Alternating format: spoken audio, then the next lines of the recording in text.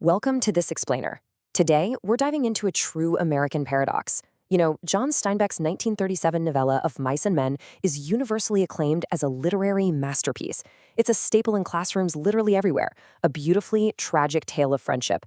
And yet, at the exact same time, it remains one of the most consistently challenged and censored books of our era. So, how does the story pull that off? How does it manage to be both a revered classic and an absolute cultural lightning rod for decades? Well, that's exactly what we're going to figure out today. Okay, let's dive into this. Here is our roadmap for today. First, we'll look at its status as a controversial classic. Second, the tragedy of George and Lenny. Third, the themes of a harsh world. Fourth, critiquing Curly's wife. And finally, the value of the struggle. Section 1, a controversial American classic. So Steinbeck actually drew heavily on his own real-life experiences as a Bindlestiff, a migrant worker, to build this narrative about two guys navigating Depression-era California. And when it was published, it was an immediate massive hit. But that acclaim absolutely did not shield it from intense cultural pushback. We're looking at documented complaints from parents and censors over the decades, which PBS actually compiled. The challenges cover the whole spectrum, from profanity and morbid themes to an alleged anti-business attitude. Plus, more recently, critics have rightfully pointed out language and portrayals that are deeply derogatory towards African Americans, women, and the developmentally disabled. We have to be totally clear here. The text undeniably contains highly charged, deeply uncomfortable material. The big question is, how does all this discomfort actually serve the story? Section 2. The Tragedy of George and Lenny. To really understand the source of these morbid themes, we have to look directly at the narrative itself. Steinbeck sets up this stark, brilliant contrast right from page 1. On one side, we've got George. He's small, dark, with these sharp, strong features. He's the ultimate protector. And on the other side, we have Lenny, described as this giant of a man with a shapeless face. Lenny is developmentally disabled and incredibly strong, but he's completely innocent and absolutely dependent on George just to survive. Their bond is the emotional core of the whole book, but it's a bond tested by a world that has absolutely zero patience for vulnerability. Let's look at how this builds, because Steinbeck is a total master of literary mechanics, especially when it comes to escalating foreshadowing. He basically builds a staircase of tragedy that makes the final climax feel horribly inescapable. It starts out small, right? Lenny accidentally killing mice just by petting them too hard.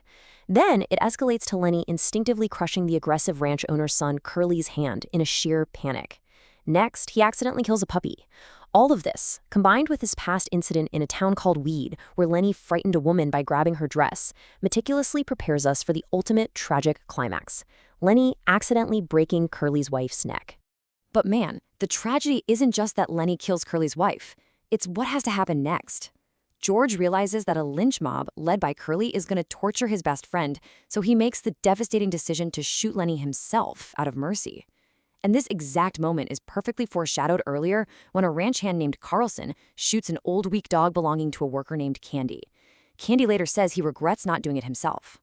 Steinbeck is basically telling us that in the isolating, cutthroat world of the migrant worker, heartbreak is the inescapable consequence of trying to maintain a lasting connection. Section 3, Themes of a Harsh World. Let's zoom out from the hyper-specific plot details of George and Lenny for a second and examine the dark philosophical concepts Steinbeck uses to build this totally oppressive environment. The first major concept is fallenness.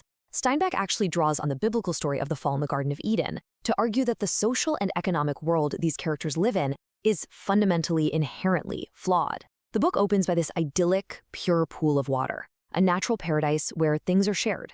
But the second the characters step foot on the ranch, a place defined by ownership, hierarchy, and harsh economics, we enter a world of fear, isolation, and theft.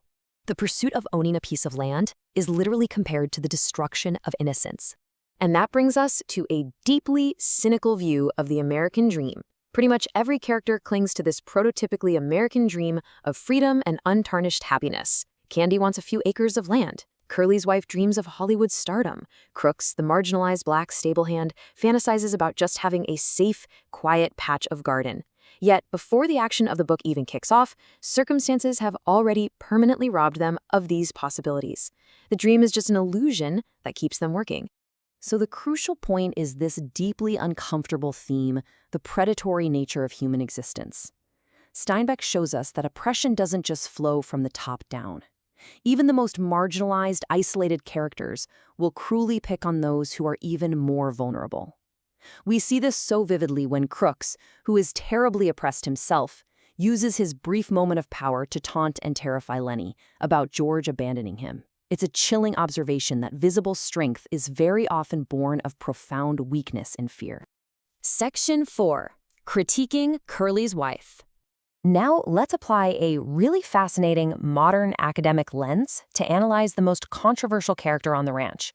To do this, we're drawing on an analysis from academics Bashar, Zeb, and Kahn that uses Jacques Derrida's concept of logocentrism. Now, without getting too bogged down in the philosophical weeds here, this is simply the idea that Western language defines concepts through binary oppositions. And crucially, one side of that binary always holds power over the other. The self is privileged while the other is marginalized. And this brilliantly illustrates how the structure applies to Steinbeck's novel. The male is positioned as the subject, the defining, dominant, and privileged center of the story. The female, on the other hand, is the other, absent, impure, and heavily stereotyped. I mean, think about it. She is literally the only female character in the entire book, and Steinbeck doesn't even bother to give her a name. She is strictly defined by her relation to a man. She's only ever known as Curly's wife. According to the analysis, the ranchmen forcefully project 3 specific fixed stereotypes onto her. First is sexism. She's labeled a tart and treated as a symbolic Eve bringing ruin to paradise, all while being subjected to her husband's grotesque objectification, like that weird Vaseline-filled glove. Second is the stereotype of the housewife. Her domain is strictly dictated, and she is aggressively banned from the men's bunkhouse. Third is isolation. She is actively marginalized and ignored by the men, who are terrified of her sexuality and her husband's temper.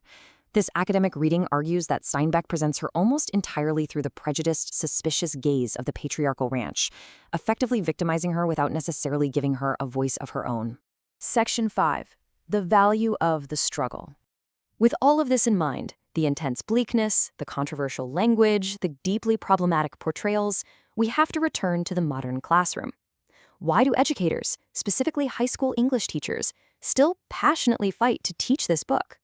When parents raise totally valid concerns about the racism, the sexism, and the morbid themes, what is the counter-argument that keeps Of Mice and Men on the syllabus year after year? Now, what's really interesting about this slide is a point made by high school English teacher Jody Scales in a PBS interview. She notes how profoundly students relate to the character's vulnerabilities. She points out that students today are fiercely protective of their peers with special needs. Reading about Lenning creates this safe, structured environment to discuss very real, very heavy ethical issues. Issues like vulnerability, protection, and the severe consequences of an unfeeling society.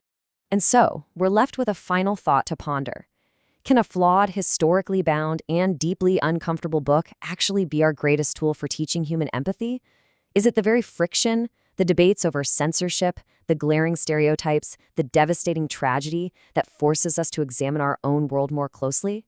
Of Mice and Men doesn't offer any easy answers, but perhaps the struggle to understand it is exactly what makes it a classic. Thanks for joining me on this explainer, and keep questioning the stories we tell.